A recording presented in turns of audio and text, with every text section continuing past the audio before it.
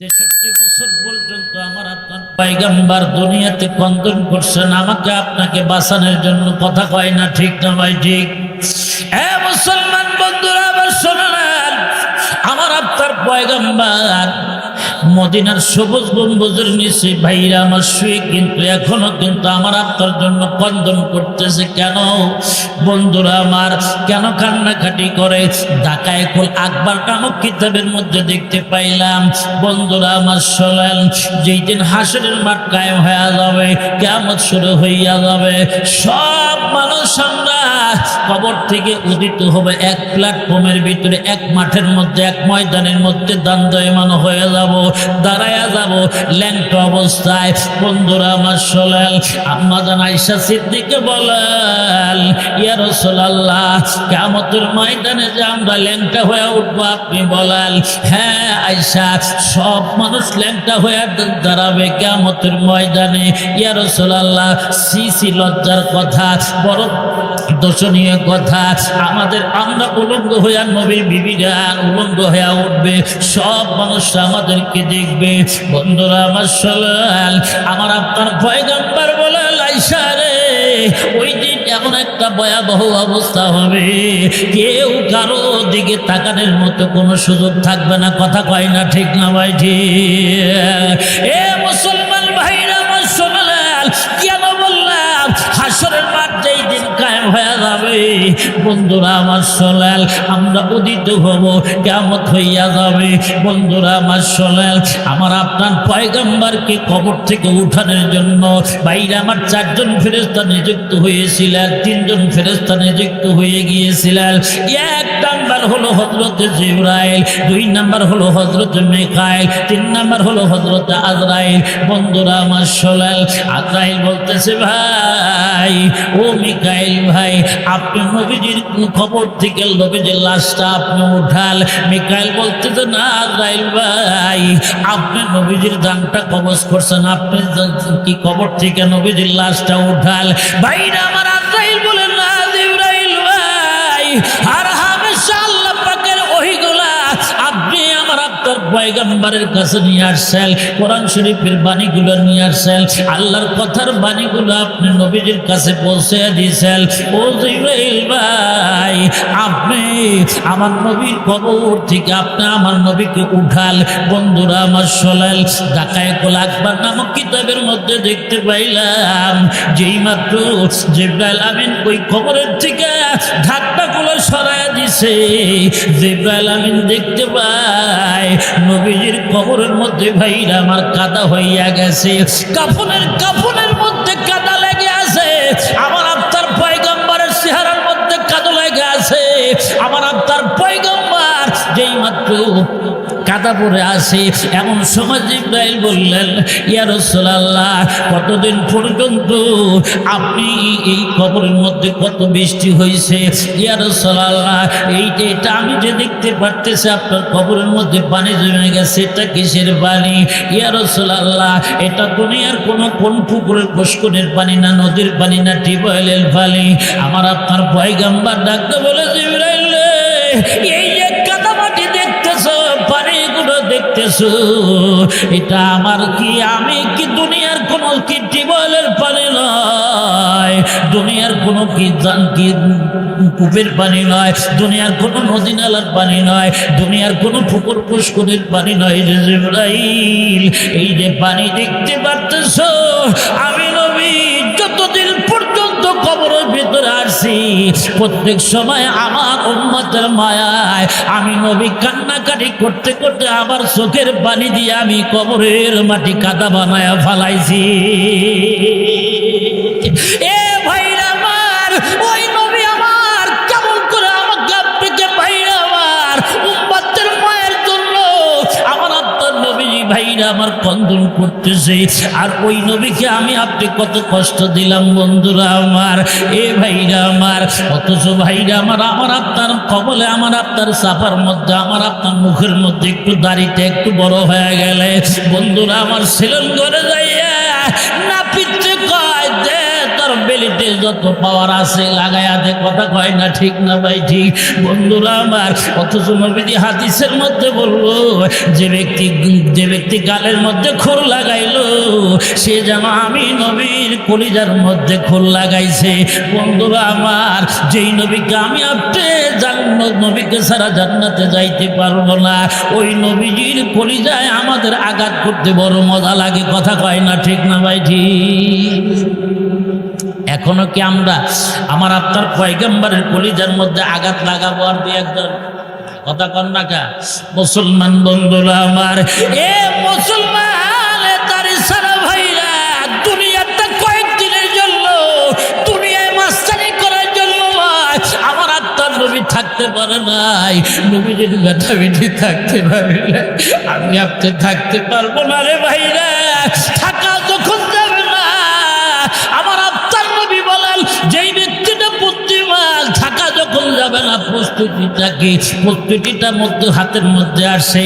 আল কাইয়িসু মান দানা নাফসুহু ওয়া আমিলা লিমা বাদাল মাউত। নবী বলেন বুদ্ধিমান তো ওই ব্যক্তি যে ব্যক্তি মৃত্যুর পরের জন্য, কবরের জন্য মাল সামানা গচ্ছিত করবে, ওই ব্যক্তিটা হলো চালাক। একটু জোরে কথা কর না ঠিক না ভাই ঠিক? বন্ধুরা আমার, আমরা চালাক ওই ব্যক্তিকে মনে করি যে ব্যক্তি 10 তলা 20 তলা বিল্ডিং কামাই করে বানাইছে, ও যে ব্যক্তি ইঞ্জিনিয়ার হয়েছে, যে ব্যক্তি ট্রেন চালাইছেন, আবিষ্কার করছে, বিমান বানাইছে, ওই ব্যক্তিকে চালাক বলি না।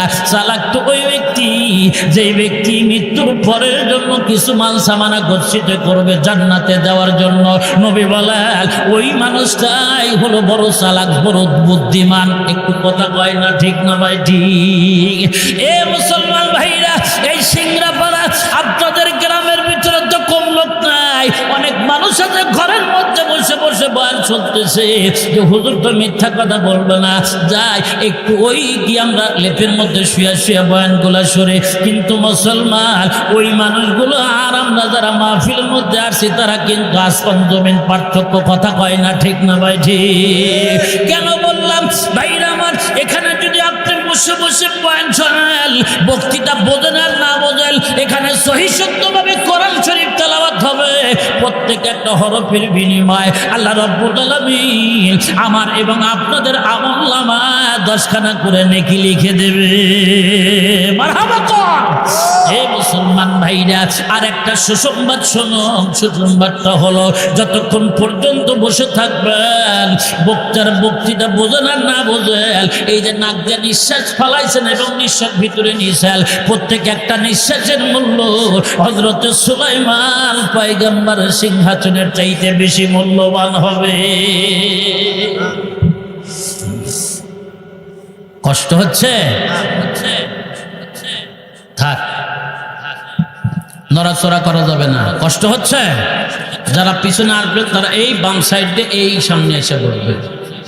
সবাই এসে পিছিয়ে বসতেছেন, সামনের জায়গাগুলো কে পূরণ করবে? আপনারা নিজ দায়িত্বে করেন। অজের মাঝখানে জিকির করা যাবে না। বন্ধুরা আমার, আমি আরজ করতেছিলাম একটা সুন্নতের আমল যদি আমি করতে পারি বন্ধুরা আমার, তাহলে কিন্তু আমি বড় ভাগ্যবান, আপনি বড় ভাগ্যবান। কেন বন্ধুরা আমার, আমার আপনার পয়গম্বরের একজন ব্যক্তির নাম, একজন বুজুর্গ মানুষের নাম হলো মুহাম্মদ। একটু জোরে বলার নামটা কি? মুহাম্মদ। আমার নবীর নাম মুহাম্মদুর রাসূলুল্লাহ সাল্লাল্লাহু আলাইহি ওয়াসাল্লাম। এই ইমাম মুহাম্মদ রাহমাতুল্লাহি আলাইহি বন্ধুরা আমার সুন্নাতের আমল করে, এমন আমল করে, আমল করতে করতে আমার নবীরে খুশি বানায় ফেলাইছে। ভাইরা আমার, আশিকার মাসুক যেই মাত্র সুন্নাতের আমলগুলো করতেছে, এমনকি বন্ধুরা আমার শোনাল দরুদ শরীফগুলো নবীর উপরে পড়তেছে, দরুদ ইব্রাহিম পাঠ করতেছে। বন্ধুরা আমার শোনাল সুন্নাতের আমল করতে করতে আমার আপনার পয়গম্বরের সাথে মুহাম্মাদের যেই মাত্র মোলাকাত হইয়া গেল, বন্ধুরা আমার, আমি আপনার দরুদ শরীফ পড়ি আর নবীর উপরে ভাইরা আমার সুন্নাতের আমল করে। প্রত্যেক হাদিসের মধ্যে আসছে প্রত্যেক বৃহস্পতিবার এবং প্রত্যেক সোমবারের দিন ফেরেশতার মাধ্যমে আমার আপনার নবীর কবরে সওয়াবের হাদিয়া টুকুন পৌঁছা দেওয়া হয়। একটু জোরে বলেন না সুবহানাল্লাহ। এ মুসলমান ভাইরা আমার শুনুন, এই রহমাতুল্লাহি আলাইহি বলেন, আমি যেই মাত্র সুন্নতের আমল করতে করতে যেই মাত্র আমি কি হয়ে গেছি, আমি কবুলিয়াত হয়ে গেছি। ইমাম মোহাম্মদ রহমাতুল্লাহি আলাইহি একদিন স্বপ্নের ঘরের মধ্যে বাইরে আমার স্বপ্নে দেখতেছেন। ইমাম মোহাম্মদ রহমাতুল্লাহি আলাইহি বলেন, আমি স্বপ্নের মাধ্যমে দেখি একদিন আমার আপনার পয়গম্বর মায়ের নবী জিন নবী আমার ঘরের মধ্যে আইসা হাজির হইয়া গেছে। জোরে কোন সুবহানাল্লাহ। এ মুসলমান ভাইরা আমার, ইমাম মোহাম্মদ রহমাতুল্লাহি আলাইহি বলেন, আমার পুরা ঘরটা আমার আপনার নবীর আগমনে পুরা ঘরটা আলোকিত হইয়া গেছে। মারহাবা কোন, আলোকিত হইয়া গেছে। আমি মোহাম্মদ যেই মাত্র ভয় পেয়ে গেলাম, আমার আপনার পয়গম্বর মাথার মধ্যে হাত দিয়ে বলে, বাবা মোহাম্মদ রে, ভয় পাস না, আমি তোর নবী। ভাগ্যবান কত এই মোহাম্মদ বাইরা আমার। হাদিসের মধ্যে আসে, আমি আপনার নবীকে দেখতে পারি নাই। যদি কোনো ব্যক্তি স্বপ্নের মাধ্যমে মায়ের নবীকে দেখতে পারে, নিশ্চয়ই স্বপ্নের মাধ্যমে যদি দেখতে পারে, ওই ব্যক্তির জন্য আমার আল্লাহ জাহান্নামের আগুন হারাম করিয়া দেবে। জোরে কোন সুবহানাল্লাহ। এ মুসলমান ভাইরা আমার, স্বপ্নের মাধ্যমে দেখতে চাইলে বেশি বেশি দরুদের আমল করতে হবে। সুবহানাল্লাহ।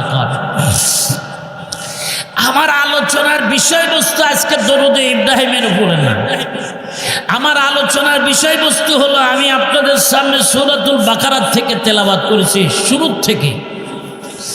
আমি একটা সুন্নতের আমল বুঝাইতে গেলে যাইয়া এতটুকু আসছি। বন্ধুরা আমার, সুন্নতের আমলটা ভালো করে শুনবেন। আমি আপনাদের সামনে যে কথাগুলো আরজ করতেছিলাম, ইমাম মোহাম্মদ রহমাতুল্লাহি আলাইহি কত বড় ভাগ্যবান নবী আমার ঘরের মধ্যে এসে গেছে।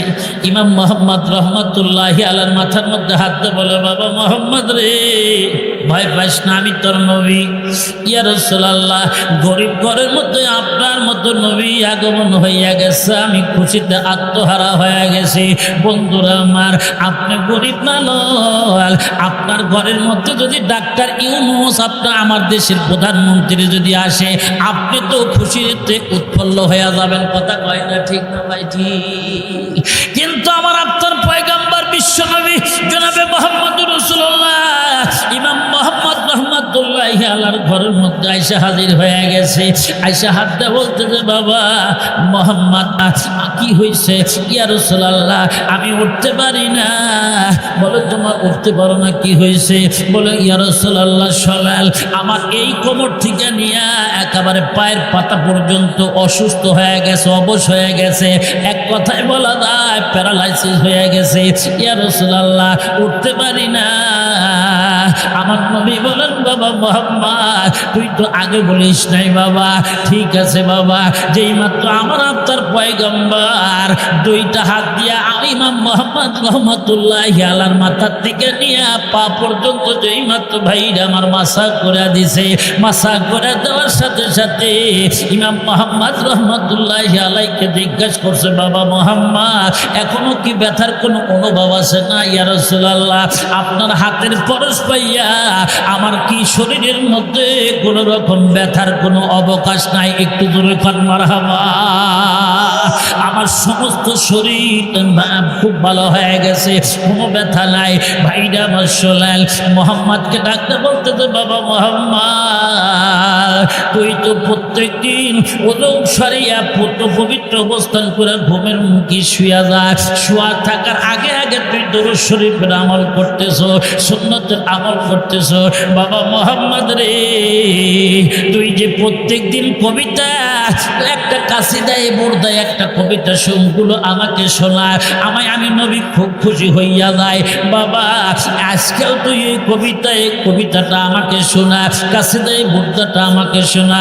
সাথে সাথে ভাইরা আমার, মায়ের নবীর শানে এই ইমাম মুহাম্মদ রহমাতুল্লাহি আলাইহি বলতেছেন কাম আবরাআত ওয়াসিবান কাম আবরাআত ওয়াসিবান বিল্লাম সিরাহাতুহু ওয়া আতলাকাত আরিবাম মির রিবগাতিল্লামামে কতই হলো রোগ নিরাময় কতই হলো রোগ নিরাময় তাহার হাতের পরশ মেখে কত পাগল ভালো হলো অন্যাদনার শেকল থেকে জোরে কর মারহাবা ইয়া রাসূলুল্লাহ আপনার হাতের পরশ পাইয়া আমার ব্যারাম ভালো হয়ে গেছে ইয়া রাসূলুল্লাহ বলতেছে বাবা মুহাম্মদ আমি তোর কবিতা শুনে আমি নবী খুব খুশি হইয়া গেছি রে বাবা বল আমি কবিতা শুনে খুব খুশি হয়ে গেছে আমি তোকে কি উপহার দেব কি উপহার দিব আমি বলতে পারি না বাবা মুহাম্মদ আমার তো কাছে কিছু নাই এই নিয়ে আমার কান্দের রুমালটা আমি তোর গায়ে তোকে আমি উপঢুকুন হিসেবে দিয়া গেলাম পুরস্কৃত করলাম বন্ধুরা আমার শোনাল ইমাম মুহাম্মদ রহমাতুল্লাহি আলাইহি বলেন আমি যেই মাত্র ঘুম ভেঙে গেল ঘুম থেকে জাগ্রত হইয়া দেখি আমার আপনার পয়গাম্বরের রেশমি সুতার চাদর তখন আমার গায়ের মধ্যে বিদ্যমান এ ভাইরা আমার নবীর উপর যদি বেশি বেশি সুন্নাতের আমল করতে পারি নবীর উপর যদি বেশি বেশি দরুদ শরীফের আমল করতে পারি স্বয়ং আমার নবীর কারণে দুনিয়াতে যদি চাদর পাওয়া যায় হাসরের ময়দানে আমাকে আপনাকে না নিয়ে আমার নবী জান্নাতে যাবে না একটু জোরে কজনা সুবহানাল্লাহ এ মায়ের জাতিরা ভালো করে শুনে নাও যদি বাঁচতে চাও দুনিয়ার কেনহান ঠিকানি গুলি মিট যাইতে পারে বুকুই সাপের ঠকল মিট যাইতে পারে নবীর সুন্নাতের আমল করলে নবীর উপর দরুদের আমল করলে ভাইরা আমার ওই আমলগুলো কখনো ফেরত যায় না কথা কয় না ঠিক না ভাই ঠিক কষ্ট হচ্ছে আর একটা শোনাই শুনবেন বন্ধুরা আমার দেশের ভাইরা আমার বড় একজন বুজুর্গ মানুষ নাম হলো ওলিউল্লাহ মুহাদ্দিস দেহলভী রহমাতুল্লাহি আলাইহি এই ওলিউল্লাহ বলেন আমি ঘুমের ঘরে গিয়েছি দরুদ শরীফের আমল করতে করতে আমার নবীর সাথে মোলাকাত হয়ে গেছে ঘুমের ভিতরে আমি যেই মাত্র স্বপ্নের মাধ্যমে দেখি আমার নবী ওযু করতেছেন মারহাবা খান আমার নবী ওযু করতেছেন সমস্ত সাহাবায়ে কেরামরা এবং জিনপুরীরা পর্যন্ত আমার নবীর ওযু করা ব্যবহৃত করা পানি আমার আপনার পয়গম্বরের পানি ভাইরা আমার ব্যবহৃত করা পানি সবাই সাহাবায়ে কেরাম নেওয়ার জন্য পাগল হয়ে গেছে ওলিউল্লাহ বলেন আমি যেই মাত্র পিছনে দাঁড়ায় আছে আমি চান্স পাই না পানি নিব ওযুর পানি চান্স পাই না সব পানিগুলো নিয়ে গেছে আমি দাঁড়ায় আছি ইতিমধ্যে আমার আপনার পয়গম্বর এইরকম ভাবে ওযুর করে দাড়িটা খিলাল করতেছেন আমার আপনার পয়গম্বর দাড়ি খিলাল করতে করতে যাইয়া একটা কাঁচা দাড়ি আমার আপনার পয়গম্বরের হাতের মধ্যে উঠে আসলো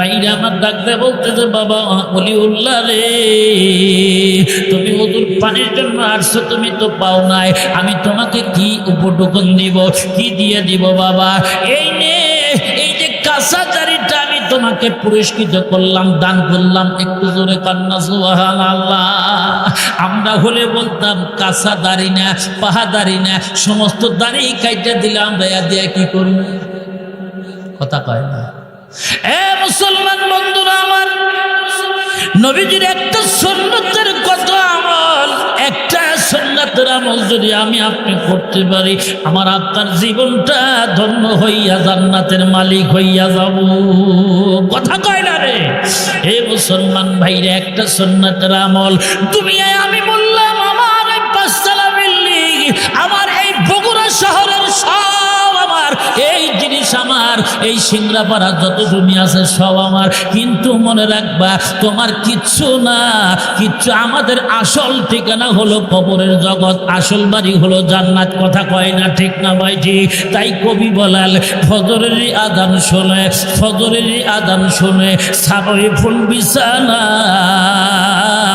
কবরে যারা শুয়া আছে তাদের রাত পোহায় না কথা কয় না ঠিক না ভাই ঠিক হে মুসলমান বন্ধুরা আমার শোনাল আমার আপনার ফজরের আজান দেয় কিন্তু আমার আপনার ঘুম ভাঙে না, অথচ আমার আপনার বাড়ির মোরগগুলা সব্বহুল কুদ্দুসুন বলা ডাক দেয়, এমনকি আমার আপনার বাড়ির কবুতরগুলো বাকবাকুম কইয়া ডাক দেয়, এমনকি আমার আপনার বাড়ির ওই যে পুকুরের কসুরি পানাগুলাও আমার আল্লাহর নামের তাসবিহ পড়তে থাকে। কথা কয় না ঠিক না ভাই ঠিক? এ ভাইরা আমার সোলাল, আমরা নাক ডাকে ঘুমাই আর ওই বাকি আমার আপনার গরু বাছুর কিন্তু বাড়ির গরু বাছুর ঘুমাইলা, কবুতর ঘুমাইলা, হাঁস মুরগি ঘুমাইলা। বন্ধুরা আমার সোলাল, এই হাঁস মুরগি কবুতর গুলা মালিককে ডাক দেয়, মালিক রে ও দুনিয়ার সব মানুষ আমার আল্লাহর সেজদার মধ্যে দাঁড়ায় গেছে, মালিক ঘুম পারেন না, জাহান্নামের আগুন কিন্তু হাজার হাজার বছর হলো জ্বলতেছে, মালিক রে উঠেন তাহাজ্জুদের মুসাল্লায় দাঁড়ায়া যান, আল্লাহর কাছে রোনাদারি করাল, আল্লাহর কাছে কান্নাকাটি করাল। দুনিয়ার হায়াত কিন্তু সীমিত, এই হায়াতের মধ্যে কিন্তু আমি আপনি থাকতে পারবো না। বন্ধুরা আমার সোলাল, জবান খুলে বলুন তো এই দুনিয়ায় কি আমি আপনি চিরজীবন থাকতে পারবো?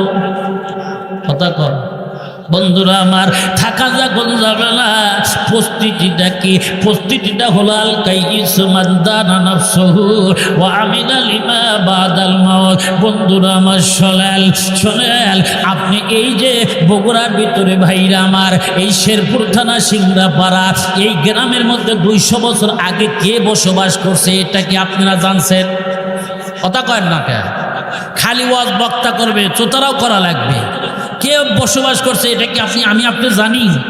কথা কন জানি? আবার 200 বছর পর আপনার এই জমিতে কে থাকবে আপনি কি বুঝতে পারবো? কথা কন না কে ভাই আমার? বুঝতে যখন পারবো না, এই জমি নিয়ে, এই ঘর নিয়ে, এই বাড়ি নিয়ে কেন এত মাস্তানি, কেত এত হামলা মামলা মুকদ্দমা কত কিছু ভাইরা আমার হইয়া যায়। কথা কয় না ঠিক না ভাই ঠিক? অথচ এই বাড়ির জন্য আমি আপনি ছোট্ট হাত পর্যন্ত দিয়া দিলাম।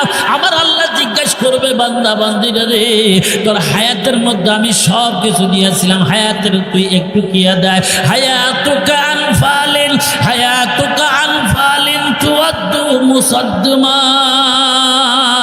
নাবা আসমি হাবিলাল ওয়ালা কাতুল আহাদিস। জোরে কান মারহাবা। হায়াত তোমাকে জিজ্ঞেস করবে, হায়াতের মধ্যে তুমি কি করছো বলো। বন্ধুরা আমার, আমরা কেউ জবাব দিতে পারবো না। বলুন তো হায়াত দেওয়ার মালিকটাকে? কথা কন কে?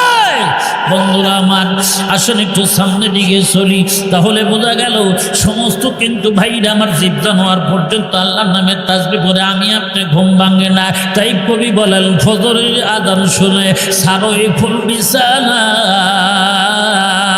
কবরে যারা ঘুমায় আছে তাদের রাত তো পোহায় না। এ বন্ধুরা আমার সোনাল, আমার আপনার মুরব্বীরা দুনিয়া থেকে চলে গেছে, তাদের কবরে সওয়াবের রেসানির জন্য আজকে এই মাহফিলের ব্যবস্থা। বন্ধুরা আমার সোনাল, আমি যেই কথাটা আরজ করতেছিলাম বন্ধুরা আমার, শাহ ওলিউল্লাহ মুহাদ্দিসে দেহলভী যেই মাত্র বলতেছে, ইয়া রাসূলুল্লাহ এই দাড়ি আমাকে উপটুকন দিলেন, আলহামদুলিল্লাহ। বন্ধুরা আমার, ওলিউল্লাহ বলাল আমি দাড়িটা নিয়ে বাড়িতে নিয়ে সুন্দর করে গোসল দিয়ে দিলাম, তেল মালিশ করলাম, আমি নবীর উঠা একটা দাড়িকে আমি খুব সুন্দর করে যত্ন করলাম। বাইন বন্ধুরা আমার, ওলিউল্লাহ বলাল এই সে উঠা একটা দাড়ি নিয়ে যেই মাত্র আমি মাঠের মধ্যে যাই কাজ করতে, আমি হাটের মধ্যে যাই, আমি বাজারের মধ্যে যাই, আমি দেখতে পাই এই দাড়ি থাকার কারণে সব অন্য মানুষের মাথার উপরে রোদ লাগে, অন্য মানুষের মাথার উপরে উঠে যাবে। ভাই কি হয়েছে আপনাদের?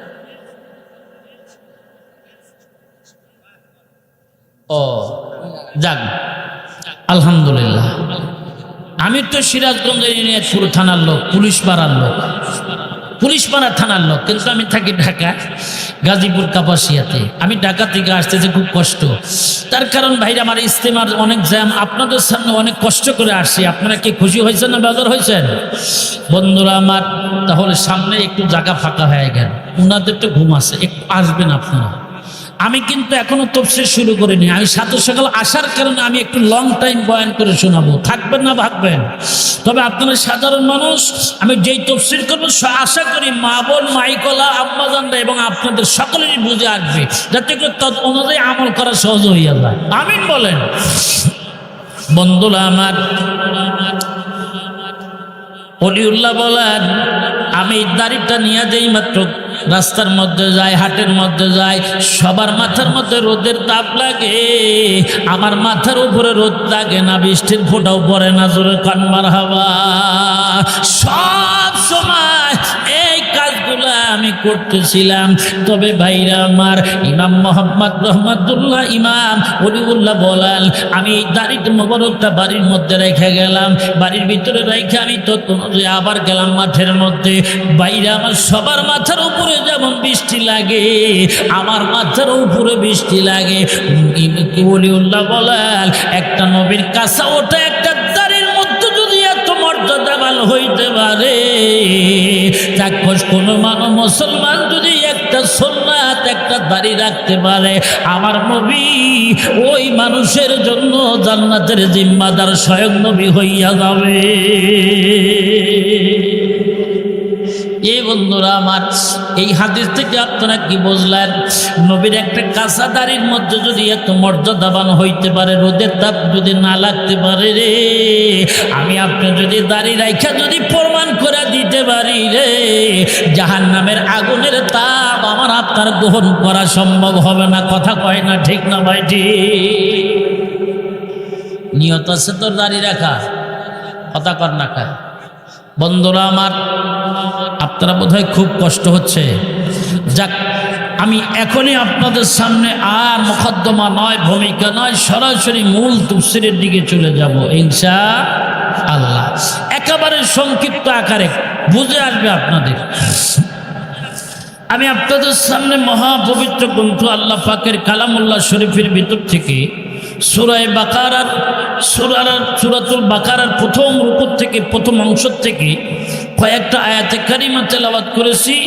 এই আয়াতগুলোর ভিতরে মুত্তাকিনদের কিছু কোয়ালিটি বয়ান করবেন আল্লাহ পাক।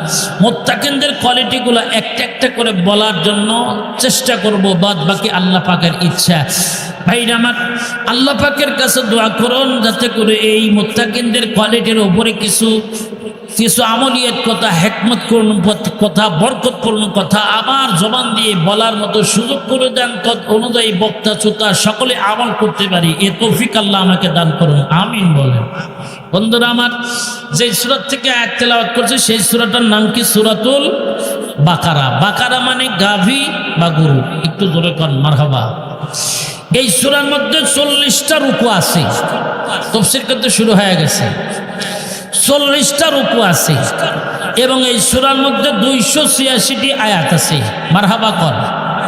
এই সূরাটা সবচাইতে বড় সূরা।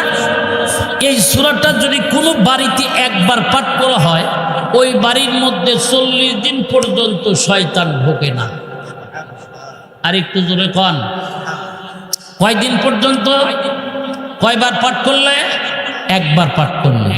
কিন্তু এই সূরাটা আড়াই পারা। কতটুকু? আড়াই পারা। এই সূরাটা কোনো যদি একবার পাঠ করলে যদি শয়তান আসে না, তবে ডিশের লাইন, টিভির লাইন বাড়ির মধ্যে চালু রাখলেও বুঝি শয়তান আসে না। কথা কন। আজ আমরা কোরআন শরীফ তুলে দিছি, ডিশের লাইন লাগাই দিছি, আর খালি বক্তৃতার মধ্যে বলি এত হুজুর পেলে লাভটা কি? আমরা তো প্রায় বলি আমরা যাই লেপতে লেপতে আর তোমরা আসো পাড়াইতে পাড়াইতে। ওই একবারের মা খালি কাঁচা ঘর লেপতেছে আর একবারের চ্যাংরা এসে খালি ঘরটা পাড়ায়। করে আমি ঘর লেপি আর তুই খালি পাড়ার, ঘর লেপা তো ঠিক হবে না। কথা কয় না বন্ধুরা আমার। তো আমি আরজ করতেছিলাম এই সূরাটার ভিতরে সবচাইতে বড় সূরা, বৃহত্তর সূরা। তবে মুফাসসিরিনে কেরাম বলেন, এই সূরাটা যে ব্যক্তি দুনিয়াতে বেশি বেশি পাঠ করতে পারবে, হাসরের মাঠ যেই দিন কায়েম হয়ে যাবে, সূর্যের তাপ আমার আপনার মাথার মগজের মধ্যে টকবক করতে থাকবে একেবারে তাপের কারণে। মুফাসসিরিনে কেরাম বলেন এই সূরাটা এবং সূরা আল ইমরান এবং সূরা বাকারা, এই দুটো সূরা যে ব্যক্তি বেশি বেশি পাঠ করবে, কিয়ামতের ময়দানে এই দুটো সূরা দিয়া মাথার উপরে এই সূরাটা সাইবান হইয়া যাবে। আর একটু জোরে কন। তাহলে বোঝেন এই সূরাটা বেশি বেশি পড়ার দরকার আছে না নাই? আম্মা জান্নাত থাকলে ভালো করে শুনবেন। আপনাদের আজকে বক্তৃতা আমি করবো ইনশাআল্লাহ। সূরা বাকারা এবং সূরা আল ইমরান, এই দুটো সূরা বেশি বেশি পাঠ করবেন। কেন? হাসরের ময়দান কোনোদিন কোনো ছায়া থাকবে না, এই দুটো সূরা আমার আপনার মাথার উপরে ছায়া দিতে থাকবে। জোরে কন মারহাবা। বন্ধুরা আমার, এই সূরাটার নাম হলো সূরাতুল বাকারা। আল্লাহ পাক কেন বাকারা নাজিল করলেন? বাকারা মানে গাভী, গরুর নামে কেন সূরা নাজিল করলেন? কোরআন শরীফের মধ্যে খালি গরুর না, মৌমাছির নামে সূরা নাজিল করছেন। এই সূরাটার নাম হলো সূরাতুন নহল। আবার মাকরুসার নামে সূরা নাজিল করছেন, সূরাতুল আনকাবুত। আবার কোরআন শরীফের মধ্যে ভাই আমার পিপিলিকার নামে আল্লাহ পাক সূরা নাজিল করছেন, সূরাতুন নমল। মারহাবা কন্যা। আবার কোরআন শরীফের মধ্যে কাফেরদের নামে সূরা নাজিল করছেন, সূরাতুল কাফিরুন। আবার আল্লাহ পাক কোরআন শরীফের মধ্যে মহিলার নামে সূরা নাজিল করছেন, মহিলা। কথা কয় না। ডিকশনারি তালাশ করে দেখবেন, মহিলা বলা হয় যারা মহলে থাকে, যারা ঘরে থাকে তাদেরকে মহিলা বলা হয়। যারা বাহিরে থাকে, রাস্তাঘাটে থাকে আর গার্মেন্টসে চাকরি করে তাদেরকে বলা হয় লেডিস। কথা কর না আপনারা মুখ বেজার করে আসছেন। আপনাদের এলাকার মহিলারা ভালো, এই সিংড়াপাড়া মহিলারা ভালো, এরা রাস্তাঘাটে বের হয় না, গার্মেন্টসের চাকরিও করে না। আমি ঢাকার কথা বলতেছি। বন্ধুরা আমার, আল্লাহ পাক মহিলার নামে সূরা নাজিল করলো। আর মহিলারা কয় যে আল্লাহ পাক আমাদের ঠকাইছে, আল্লাহ আমাদের জুলুম করছে। আল্লাহ পাক কি মহিলাদের ঠকাইছে? জুলুম করছে? তবে 1996 সনে বাংলাদেশের একজন বেহায়াপনা নারী, অর্ধ উলঙ্গ নারী, বেপর্দা নারী, তার নাম হলো তসলিমা নাসরিন। একটু জোরে বলুন, কি নাসরিন? এই তসলিমা নাসরিন ঢাকার ময়দানে 1996 সনে একটা রাজপথের মধ্যে মিছিল শুরু করে দিল। এই বাংলার আলেমরা, হে বাংলার মহিলারা, ওঠো, জাগ্রত হও। আল্লাহ পাক আমাদের একেবারে নিম্ন পদের করে দিছে। আল্লাহ পাক কোরআন শরীফের মধ্যে মেলা ভুল লেখছে। নাউজুবিল্লাহ, বাড়ির যায় কয়েন। আর একটু দূরে খান, কোরআন শরীফের মধ্যে কি ভুল আছে? ভুল তো দূরের কথা, সন্দেহের অবকাশ আছে, লা রাইবা ফি। এর মধ্যে ভুল তো দূরের কথা, সন্দেহ পর্যন্ত নাই। তখন বাংলার আলেমরা ভাইরা আমার, কিছু কিছু মহিলারা সারা দিছে। যারা সারা দিছে তারাই হলো একেবারে মহিলা মানুষের চুল টুল থাকবে বড়, এটা মহিলা মানুষের সিফত। কথা কয় না? যারা সারা দিছে তারাই দেখবেন একেবারে এক কান ঘেঁষে একেবারে চুল কাটা, কবি নজরুলের মতো চুল কাটছে। এটা হলো লেডিস, এটা মহিলা না। কথা কয় না? বন্ধুরা আমার, তখন যেই মাত্র এই মহিলারা মিছিল করতে আরম্ভ করে দিল যে আল্লাহ পাক কোরআন শরীফের মধ্যে আসলে তো আমাদেরকে জুলুম দিছে, আল্লাহ আমাদের ঠকাইছে। তখন বাংলার আলেমরা একটা বললো, তসলিমা বল, আল্লাহ পাক কোরআন শরীফের মধ্যে কোন জায়গায় ভুল লেখছে বল, না ধরতে পারলে আজকে তোর খবর করে দিব। তখন বলতেছে বাংলার আলেমরা, তোমরা কি কোরআন শরীফ পড়ছ? বলে হ্যাঁ আমরা তো পড়ি। তুই কি পড়ছ? বলে হ্যাঁ আমি পড়ছি। বল কোরআন শরীফের মধ্যে কোন জায়গায় ভুল? তখন ভুল ধরে বলছে ওই জায়গায়। বলে কোন জায়গায়? বলে কোরআন শরীফের মধ্যে ওই জায়গায় ভুল। ইউসিকুমুল্লাহু ফি আওলাদিকুম লিযযাকারি মিসলু হাদ্দিল উনসায়াইন। আল্লাহু আকবার বলেন। এই জায়গায় মহিলা ভুল ধরে বলছে যে পুরুষের ডবল আর মহিলার অর্ধেক। এই জায়গায় বলে আল্লাহ ভুল লেখছে, জুলুম করছে। আল্লাহ কি ভুল লেখছে? জুলুম করছে?